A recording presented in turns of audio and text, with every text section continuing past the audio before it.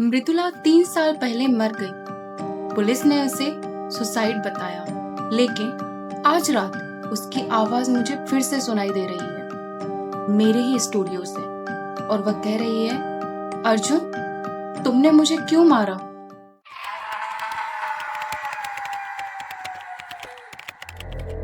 रात 11 बजे अर्जुन का स्टूडियो। बिखरे हुए कैनवास, टूटे हुए ब्रश और एक कोने में एक बड़ी सी पेंटिंग टंगी हुई है।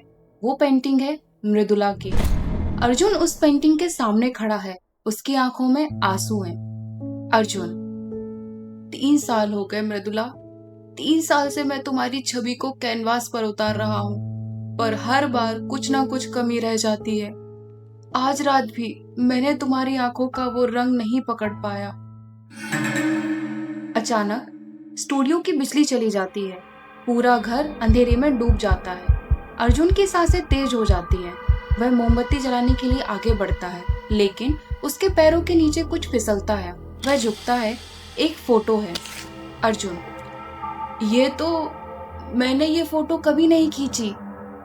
फोटो में वही स्टूडियो है, लेकिन अजीब बात है, फोटो में मृदुला का चित्र के आगे खड़ी है और उसके हाथों में एक खून से सना हुआ चाकू है।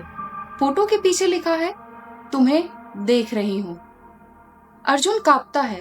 उसी पर दरवाजे पर तेज दस्तक होती है। अर्जुन दरवाजा खोलता है। सामने खड़ी है अंजलि, एक पतली नुकीली नाक वाली लाल साड़ी पहनी हुई औरत। उसके हाथ में एक लालटेन है। अंजलि, मैं आपकी नई पड़ोसन हूँ। अंजलि, आपके घर की बत्ती गुल देखी तो सोचा पूछ लूं, अंदर सब ठीक तो है? अर्जुन घबराकर, हाँ, बस मीटर गिर गया। अंजलि, अर्जुन जी, आपकी पत्नी मृदुला जी की तस्वीरें मैंने आपकी खिड़की से देखी हैं। वे बहुत खूबसूरत थी। अर्जुन की आंखें सिकुड़ती हैं। उसने कभी किसी को अपनी खिड़की से अंदर नहीं देखने दिया। अर्जुन, आपने खिड़की से देखा? मेरे स्टूडियो की खिड़की तो पिछली गली की ओर है, जहां कोई नहीं आता। अंजलि हल्की मुस्कान, मैं रात को टहलती हूँ। रात की गलियां रहस्यों से भरी होती हैं। वह मुड़कर जाती है। अर्जुन दरवाजा बंद करता है। उसे अचानक याद आता है, उस घर की खिड़की बाहर से बंद है। खिड़की के शीशे पर सील है, जो उसने खुद लगाई थी। तो अंजलि ने अंदर कैसे देखा? अगले दिन सुबह 9 बजे पुलिस स्टेशन। राघव अपनी मेज पर बैठा है। अर्जुन उसके सामने फोटो रखता है। अर्जुन, राघव, ये फोटो मुझे कल रात मिली। मृदुला की मौत को पुलिस ने आत्महत्या बताया था, पर यह चाकू मृदुला के शरीर पर ऐसा कोई घाव नहीं था। राघव फोटो देखकर, अर्जुन, ये फोटो तुम्हारी पेंटिंग की फोटोशॉप कॉपी जैसी लगती है। लिखावट भी मृदुला की नहीं है। अर्जुन, लेकिन पीछे लिखा है, तुम्हें देख रही हूँ, और रात मुझे एक औरत मिली, अंजलि। उसने कहा कि वह मेरी खिड़की से अंदर देखती है। राघव कुछ सोचकर, अंजलि? मैंने पड़ोस में किसी अंजलि का नाम नहीं सुना। अर्जुन, तुम उसके पति की जांच करो। वैसे मृदुला की डायरी तुम्हें मिली थी? अर्जुन, नहीं, मैंने तो उसका सामान भी नहीं छेड़ा। राघव गंभीर होकर, मृदुला की मौत से 1 हफ्ते पहले उसने मुझसे एक बात कही थी, राघव, मेरे घर में एक ऐसी तस्वीर है जो देखने वाले को पागल कर देती है। उसने कहा था कि वह तुम्हें दिखाना चाहती है। अर्जुन के होश उड़ जाते हैं। अर्जुन का घर, मृदुला का कमरा, दोपहर 1 बजे। अर्जुन मृदुला के कमरे में दाखिल होता है। कमरा बंद था, ताला टूटा हुआ था, सारा सामान उखड़ा हुआ है। एक टूटे हुए मिरर के टुकड़े बिखरे हैं। वह एक पुरानी डायरी उठाता है। उसमें मृदुला ने अंतिम पेज पर लिखा है, 20 अप्रैल 2023। मैंने अर्जुन से छिपाकर एक तस्वीर खींची। वह मेरी नहीं, उस अर्जुन की है। उस तस्वीर में अर्जुन के पीछे एक परछाई है, जो उसकी पहली पेंटिंग का मॉडल है। मेरे पति ने कभी बताया नहीं, लेकिन मैंने उसे देखा। आज उस परछाई ने मुझे आंख मारी। अर्जुन डायरी गिरा देता है। उसकी पहली पेंटिंग का मॉडल? उसकी कोई मॉडल नहीं थी। उसकी पहली पेंटिंग तो एक खाली कैनवास थी, जिसे उसने खुद बनाया था, अपनी कल्पना से। तभी पीछे से आवाज आती है, अंजलि अदृश्य। अर्जुन, तुम्हें पता है मृदुला ने मुझे ही देखा था। अर्जुन पीछे मुड़ता है। अंजलि वहां खड़ी है। उसकी साड़ी पर खून के धब्बे हैं। अर्जुन, तुम कौन हो? अंजलि, मैं वो हूं जिसे तुमने अपनी पहली पेंटिंग में उकेरा था।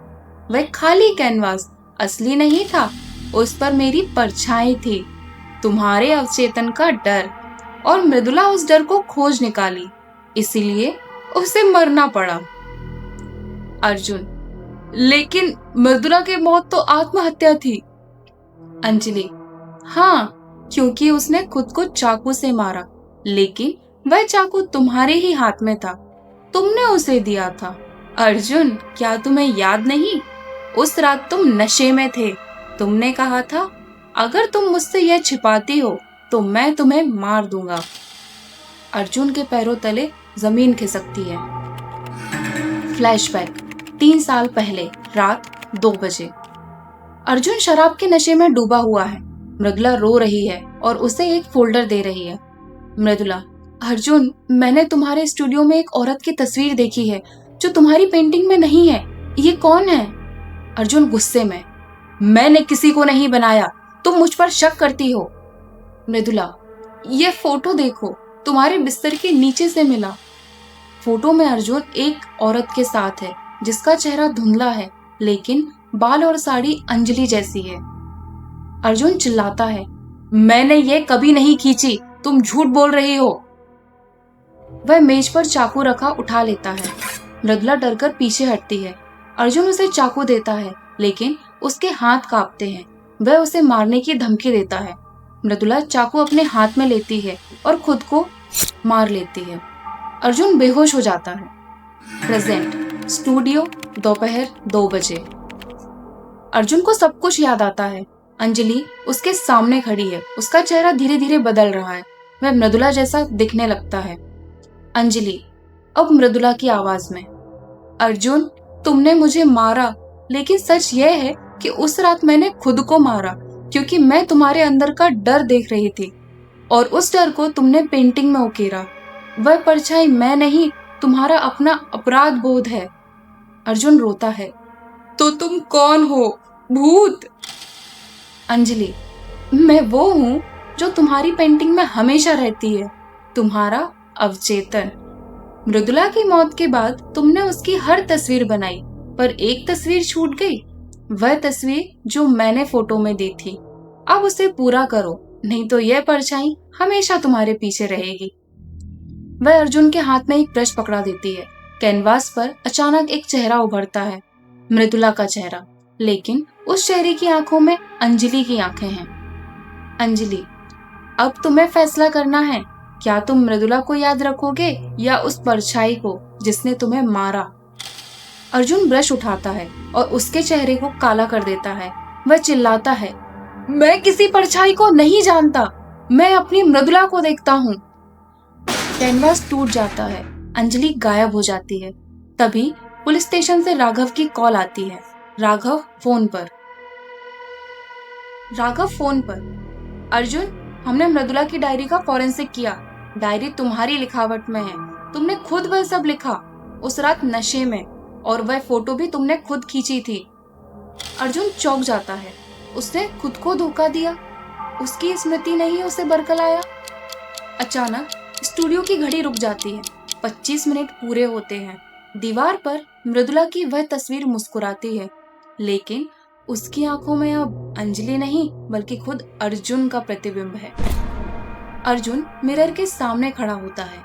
मिरर में उसकी परछाई उसे इशारा करती है, मानो कह रही हो, अब तुम मेरी पेंटिंग हो।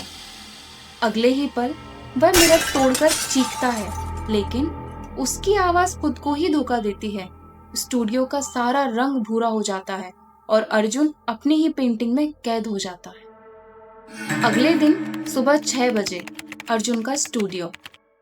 राघव स्टूडियो में आता है। कैनवास पर एक नई पेंटिंग है। उसमें अर्जुन खुद है, जिसकी आंखों से खून बह रहा है, और उसके पीछे मृदुला की परछाई है। पेंटिंग के नीचे लिखा है, एक हत्यारा हमेशा अपनी कला में जीता है। राघव चौंकता है। फोन आता है, अंजलि के नाम से। फोन पर आवाज, राघव, क्या अर्जुन अपनी पेंटिंग में खुश है? राघव पीछे मुड़ता है। दरवाजे पर अंजलि खड़ी है, लेकिन अब उसकी साड़ी पूरी सफेद और उसके चेहरे पर मृदुला की वही मुस्कान है। राघव कांपता हुआ पेंटिंग को छूता है। उसका हाथ कैनवास के अंदर चला जाता है।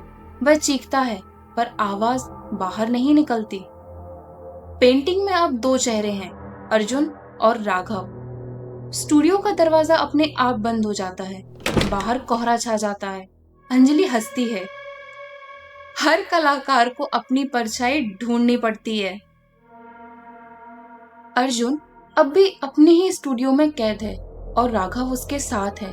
और अंजलि, वो अब भी उसी घर के दरवाजे पर खड़ी है और अपनी अगली कहानी का इंतजार कर रही है, क्योंकि यह स्टूडियो कोई साधारण जगह नहीं, एक जाल है। और इस जाल में जो भी आता है वह हमेशा के लिए अपनी परछाई बन जाता है। अब आप बताइए, क्या आप अपनी परछाई पर भरोसा करते हैं या आपकी परछाई आप पर?